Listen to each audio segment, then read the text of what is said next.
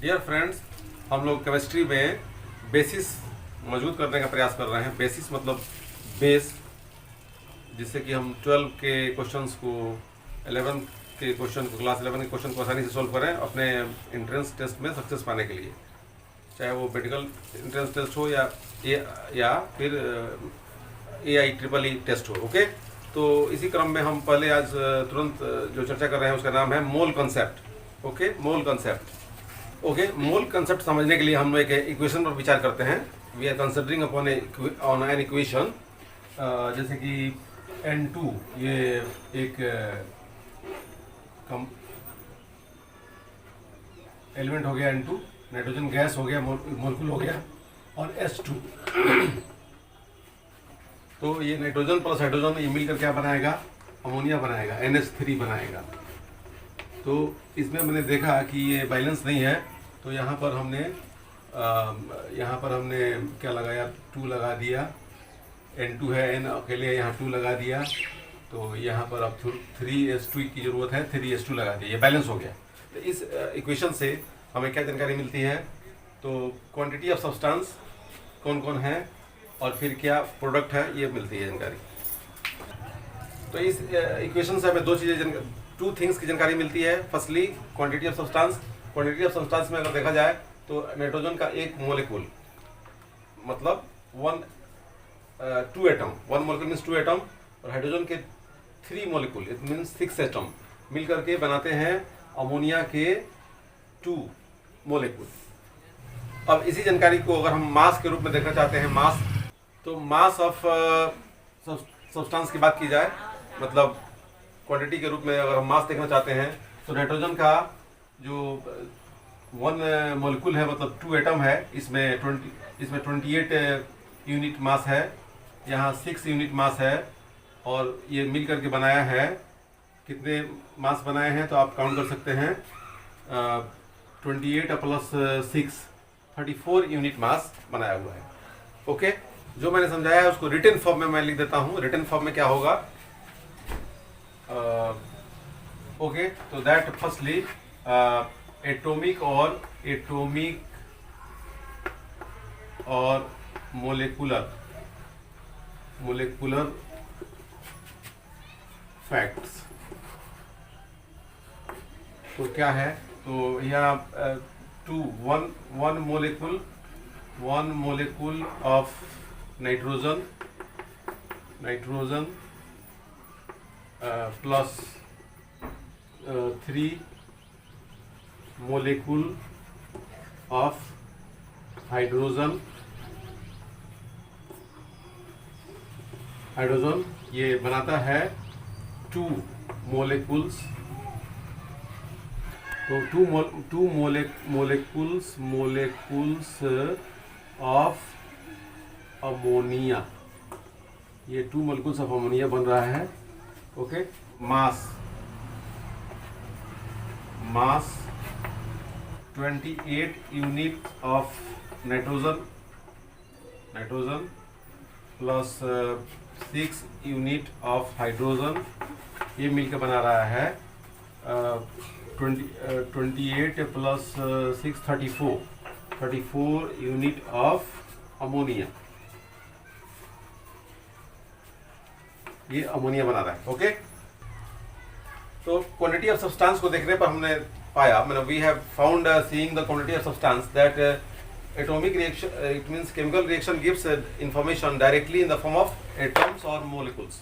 Okay, तो अब हमने जो समझा दिया, वी हैव एक्सप्लेन्ड समथिंग, मैंने जो समझाया है उस पर हमने ये कंसेप्ट डेवलप करने के लिए ये मैंने बेसिस तैयार कर लिया है कि मोल कंसेप्ट इसमें लागू होगा, जिससे कि हम ये समझ जाएं कि उसमें quantity of substance molecular form में भी इंफॉर्मेशन प्राप्त रहेगी, या प्लस उसके मास के फॉर्म में भी इंफॉर्मेशन प्राप्त रहेगी जब हम डेफिनेशन लिखेंगे मोल कंसेप्ट का, मोल का। ओके, 1 मोल को डिफाइन करना शुरू कर देते हैं हम लोग। तो 1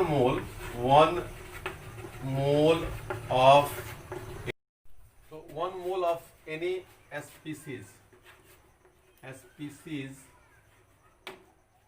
इसमें एटम्स भी हो सकता है, atoms okay, molecules,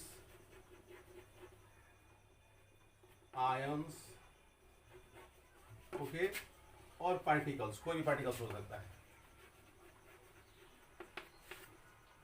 is that quantity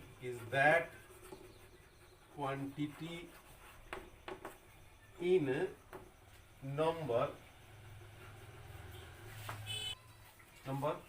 having a mass equal to its atomic or molecular mass in gram. That is 1 mole, okay, of anything is equal to 6.022 into 10 to the power 23, okay, 10 to the power 23 in number.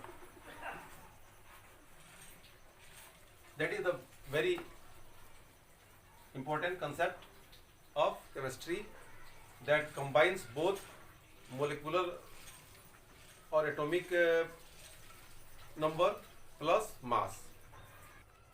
Now we will take questions to solve. Okay, questions अब हम लोग solve करने हैं.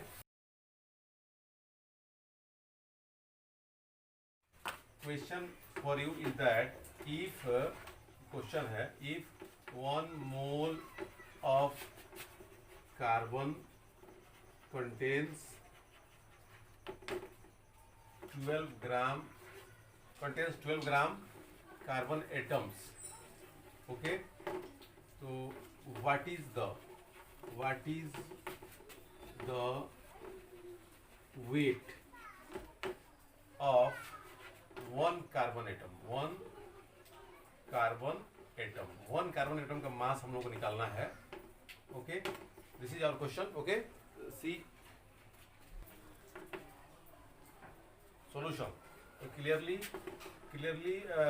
1 mole means 6.0, 1 moles means 6.022 into 10 to the power 23 atoms. Okay, weight मैंने weight है, weight कितना है 12 gram. Okay, therefore 1 carbon atom weight, ये इसका वेज कितना होगा, वेज मैंने इसका वजन कितना होगा, equal to 12 by 6.022 into 10 to the power 23 gram. Naturally we will divide. तो हमें डिवाइड सिखाना है. सबसे निचले स्तर पर जो स्टूडेंट है, जिसको मौका नहीं मिला है स्टडी का बढ़िया या सुविधा नहीं मिली है, उसके लिए मैं कोशिश कर रहा हूँ कि वो भी सीख जाए. इसको डिवाइड करना, कैसे डिवाइड करेंगे, तो एक्चुअली डिवाइड करते समय ये पॉइंट वाले डेसिमल को हटाना पड़ता है. इसमें 3 डिजिट राइट साइड ले जाएंगे पॉइंट को, तो 3 0 इस पर आ जाएगा. तो ये हो जाएगा 12,000 बाई 6022 इंटू 10 टू द 23 को अगर आप ऊपर लेना जाना चाहते हैं तो ये 10 का पावर -23 ऊपर आ जाएगा. अब इसे इसको डिवाइड किया जाए. 6022 into divided by divides, naturally ये 1 टाइम में डिवाइड होगा. 1 टाइम में डिवाइड करने पर ये होगा 6022 और इसको माइनस करते समय हम देखेंगे 10 - 2 8 होगा, 9 - 2 7 होगा एंड 1 यहाँ होगा. Here 9 will come and here 11 - 6 5 will come. Actually this is smaller than this one, so point will be given, 1 0 will come. This has become 59,780 and this is if we take it 9 times it will be easily divisible. So 9 times it will be divisible. 9 to the 18, 9 to the 18 1 19 0 1 9 6 54. So that is the result that we are getting. Once more we will divide, then actually answer will come here. Here come 1.9, 1 time more 9 will come, 1.99 into 10 to the power 10 to the power what? 23 minus 23 gram. This is the weight of 1 gram of, this is the weight of 1 atom of carbon. Okay. Question is that which has more atoms? It means more number of atoms. 100 gram of sodium or 100 gram of iron. Okay. This is our question. अब हम लोग को देख लेना है कि किसमें ज़्यादा एटम्स है. Solution starts. Solution एक्चुअली हम लोग क्या एटॉमिक, हम लोग को देखना है atomic means atomic mass of Na equal to 23 unit. Okay. Therefore molar mass of sodium, okay, equal to 23 gram. So this indicates that clearly 23 gram Na contains what? 6.022 into 10 to the power 23 atoms. Okay, therefore 100 gram Na contains, क्या contain करता है? तो 6.022 into 10 to the power 23 by 23 into 100. So this will become the rough work for this. 100 will be multiplied to this. This will become 602. ये rough work है. 602.2 divided by 23. This will give 23 3 69. It means 2 times we will divide. 46 will be subtracted. This will become 4. Here will be 1. 2 is coming. After that ये कितना times में divide होगा? तो 5 times 6 time में divide करना होगा. 6 3 18, 6 2 12, 113.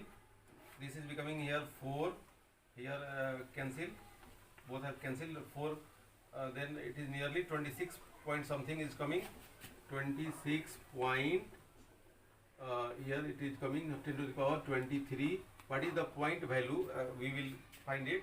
Suppose we are putting 0.2 is coming here. So approximately 1 time it is coming. Okay. After that, what will come? There is no necessary. Similarly, molar mass of iron Fe is equal to 56 gram. Okay. So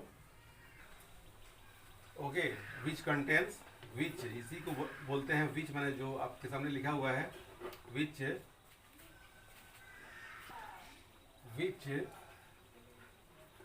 has कितने मोलकुल्स हैं? 6.022 into 10 to the power 23. Okay, atoms, इतने atoms हैं. तो therefore 100 gram of Fe contains, रखता है, कितना रखता है? तो इसमें यही होगा, क्या होगा? 6.022 into 10 to the power 23 by 56 into 100. ये इतना एटम्स रखेगा. इसको डिवाइड करने पर हमें क्या मिलेगा? तो this becomes 10.75. Nearly this will become 10.75 to 10 to the power 23 atoms. तो हमने देख लिया है कि सोडियम हैज़ मोर एटम. 10 क्या लिखेंगे? 100 gram of Na mean sodium. Okay. Na has more atoms. 100 gram of sodium has more atoms. Calculation से बता दिया. तो फायदा हुआ मोल कंसेप्ट का क्या कि उसमें mass plus number of atoms, molecules और आयंस दोनों का चर्चा रहता है. इसलिए हमें मोल कंसेप्ट को ध्यान से समझ लेना होगा और उसके बाद हम न्यूमेरिकल प्रॉब्लम में आगे आसानी से बढ़ सकते हैं. ये बेसिस है. हम लोग को पहुंचना है 11 लेवल के क्वेश्चन को सॉल्व करने के लिए. इसलिए ये जरूरी हो गया था 9 क्लास का देना. इसलिए मैं 9 क्लास को मैंने देना शुरू कर दिया है. Okay, today thanks.